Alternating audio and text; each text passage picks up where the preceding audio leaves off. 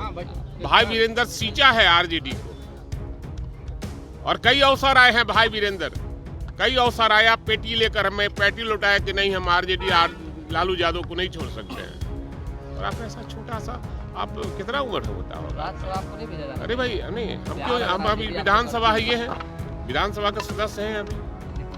अरे भाई नहीं यार, छोड़ो यार, पार्टी का जो निर्णय होगा उसको सम्मान है, और पार्टी का जो निर्णय हो वो ठीक। राज्यसभा में 6 उम्मीदवारों को नामांकन करने की बात हो रही थी, लेकिन अब 7वें की भी चर्चा जोरों पर है कि 7वां उम्मीदवार भी जो है वो नामांकन दर्ज करवा सकता है। और ऐसे में सबसे ज़्यादा बेचैनी जो है इस बात को लेकर कांग्रेस को होगा, क्योंकि कांग्रेस के जो उम्मीदवार अखिलेश सिंह हैं उन्हीं का खेल बिगाड़ने की कोशिश जो है वो किया जाएगा। लेकिन इन सब के बीच राष्ट्रीय जनता दल में जिस तरीके से टूट हुई है, तो डर आरजेडी को भी है।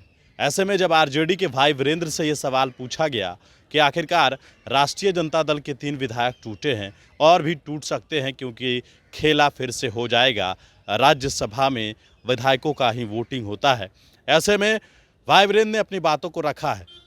दूसरी बात ये भी है कि राष्ट्रीय जनता दल की तरफ से जो 2 उम्मीदवार बनाए गए हैं संजय यादव, उनको लेकर काफ़ी चर्चा हो रही है। और चर्चा के बाद यह सवाल जब भाई वीरेंद्र से पूछा गया, उन्होंने कहा पार्टी का निर्णय सर्वमान्य है, और हमारी जहां तक बात रही तो हम एमएलए हैं, विधानसभा में हैं, और पार्टी की जो नाराज़गी की बात है तो पार्टी को हमने सींचा है आरजेडी को, और नाराज़गी की कोई बात ही नहीं हो सकती है। ये सब फालतू बातें हैं।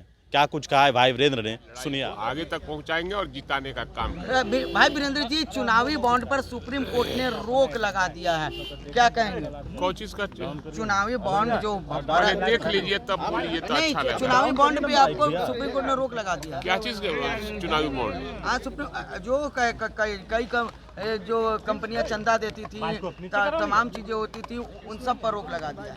अब लगा दिया है तो रोक लगाने वाला जाने, उसमें हमारा कोई टिप्पणी नहीं है।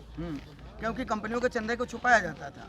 अब पता नहीं कौन छुपाते थे, हम लोगों को तो कोई चंदा आज तक दिया नहीं। भाई वीरेंद्र जी, राज्यसभा का जो है नामांकन की आखिरी तिथि है, और कहा जा रहा है कि एक और जो है व्यक्ति नामांकन दर्ज। अरे आने दीजिए ना, सामने आने दीजिए ना।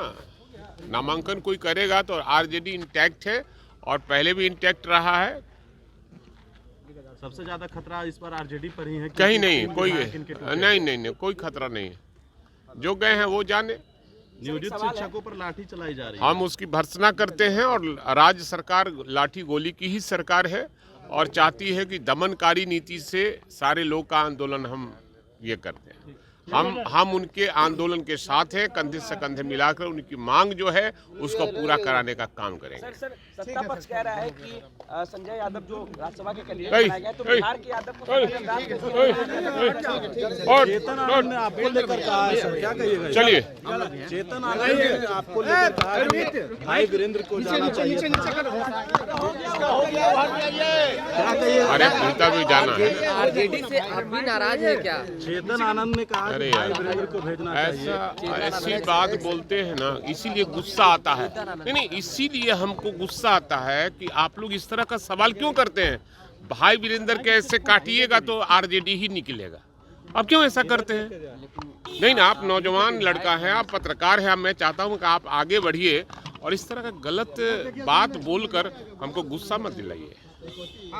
भाई वीरेंद्र सींचा है आरजेडी को, और कई अवसर आए हैं भाई वीरेंद्र, कई अवसर आया पेटी लेकर, हमें पेटी लौटाया कि नहीं हम आरजेडी लालू यादव को नहीं छोड़ सकते हैं।